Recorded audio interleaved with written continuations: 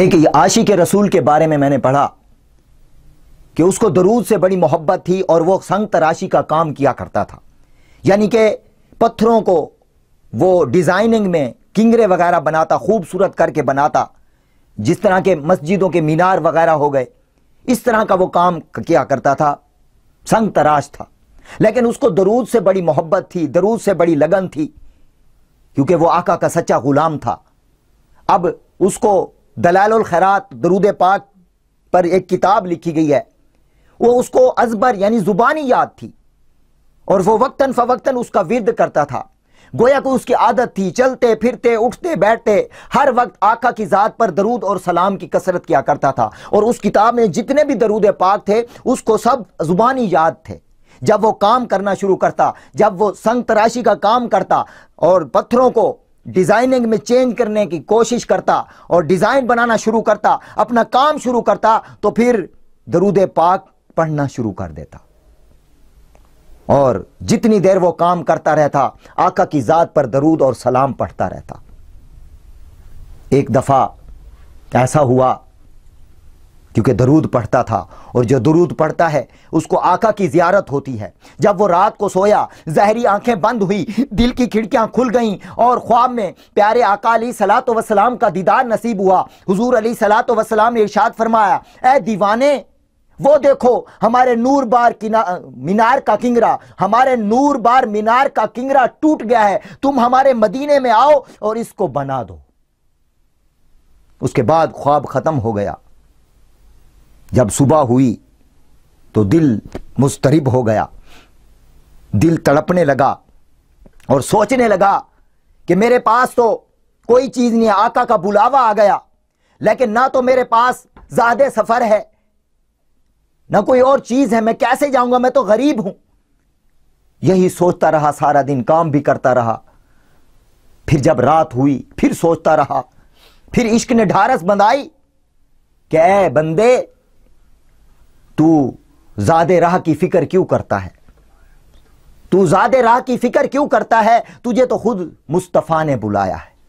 اب اس نے کیا کیا، اوزار کا تھیلا اپنے کاندھے پر رکھا اور بندرگاہ کی طرف، کیونکہ اس زمانے میں بحری جہاز چلا کرتے تھے، بندرگاہ کی طرف روانہ ہو گیا، اور زبان حال سے یہ گنگناتا رہا، کہاں کا منصب، کہاں کی دولت، قسم خدا کی یہ ہے حقیقت، جنہیں بلایا ہے مصطفیٰ نے وہی مدینے کو جا رہے ہیں، وہی مدینے کو جا رہے ہیں۔ یہ کہتے ہوئے درود و سلام کا ورد کرتے کرتے بندرگاہ کی طرف روانہ ہوا۔ ادھر ایک جہاز بھی بالکل سفینہ مدینے جانے کے لیے تیار کھڑا تھا۔ اب لنگر اٹھا دیے گئے تھے، کپتان کی کوشش کے باوجود انجن اسٹارٹ نہیں ہو رہا تھا۔ لیکن جب کپتان کی نظر پڑی کہ وہ دور سے ایک دیوانہ جھومتا ہوا آ رہا ہے، کیونکہ جہاز جو تھا وہ گہرے پانی میں کھڑا تھا، اس دیوانے کو لینے کے لیے کشتی بھیجی گئی۔ اب وہ کشتی پر بیٹھا، اور جو ہی اس نے جہاز میں قدم رکھا، جہاز کا انجن اسٹارٹ ہو گیا۔ اب نہ اس کے پاس ٹکٹ تھی، نہ پاسپورٹ تھا، نہ پیسے تھے، نہ ہی اس سے کسی نے مانگے۔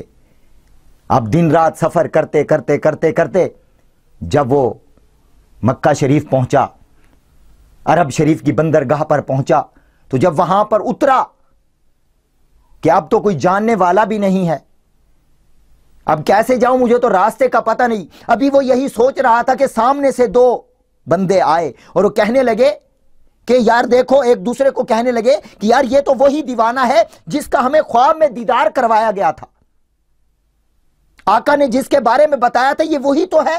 اب وہ سامنے آئے اور کہنے لگے کہ ہم جو ہے نا مسجد نبوی صلی اللہ علیہ وآلہ وسلم کے خدام ہیں، آؤ چلو تمہیں لے چلے۔ اب اس کو وہ لے کر چلے گئے۔ اب آنسوؤں کا دریا جاری ہے اور زبان پر درود پاک ہے۔ اب جاتے جاتے جو ہی سفر قریب آ رہا تھا، اس کی دل کی دھڑکن بڑھتی جا رہی تھی، تڑپ بڑھتی جا رہی تھی، اور آنسوؤں کی لڑی اور جھڑی لگی ہوئی تھی۔ آخر کار وہ وقت آیا کہ وہ مسجد نبوی پر پہنچا۔ جو ہی مسجد نبوی پر پہنچا، سرکار کے روضہ اقدس پر حاضری دی اور درود و سلام کے گجرے پیش کرنے لگا، اور آنسو تو ویسے بہا رہا تھا، بس وہ آ گیا وہ مدینہ جو کونین کا تاج ہے، جس کا دیدار عاشق کی معراج ہے۔ زندگی میں خدا ہر مسلمان کو وہ مدینہ دکھا دے تو کیا بات ہے۔ اس دیوانے کے صدقے اللہ تعالی ہمیں بھی گنبد خضرا کی زیارت نصیب فرمائے۔ پھر کیا ہوا کہ اس نے جب نظر اٹھائی تو ایک مینار کا کنگرا واقعی شکستہ تھا، جو کہ اس کو خواب میں دکھایا گیا تھا۔ اب عاشق تھا، سوچنے لگا کہ آقا کے روضے کے قریب مینار ہے، میں کیسے اوپر جاؤں؟ اور عاشق اوپر جانا تو دور کی بات، سوچنا بھی بے ادبی ہے، لیکن الامر فوق الادب، کیونکہ جو حکم ہے وہ ادب پر فوقیت رکھتا ہے۔ آقا کریم کا حکم تھا، اسی لیے اس نے رسوں کے بل اوپر چڑھا، اس نے گھٹنوں کو فولڈ کیا تاکہ پاؤں نہ آئیں اوپر، گھٹنوں کے ساتھ باندھا رسیوں کو اور ان خدام کے ذریعے اوپر چڑھا اور جا کر اس کنگرے کو بنانا شروع کر دیا، مسجد نبوی کے کنگرے کو بنانا شروع کر دیا، اور ادھر درود پاک کا ورد بھی شروع کر دیا۔ جب کنگرا مکمل ہوا، اللہ اکبر اللہ اکبر، جب کنگرا مکمل ہوا تو خادمین نے آواز دی، اور دیوانے کام مکمل ہو گئے، اب تو نیچے آ جا۔ لیکن اس کی دیوانے کی روح تو کب سبز گنبد پر نثار ہو چکی تھی۔ اس کی روح مضطر نے واپس لوٹنے سے انکار کر دیا۔ اس نے کہا یہی تو موقع ہے کہ آقا کے روزے پر قربان ہو جاؤں۔ وہ جب کام ختم ہو، اس کی روح کف سے انصر سے پرواز ہو گئی، گنبد خضرا پر نثار ہو گئی۔ ہے کاش کہ وہ وقت بھی آئے کہ ہم بھی جب گنبد خضرا کے سامنے ہوں، اپنی روح پرواز کر جائے، ہماری روح نکل جائے، ہماری دم نکل جائے، اور ایمان کی حالت میں حضور کے قدموں میں موت آ جائے۔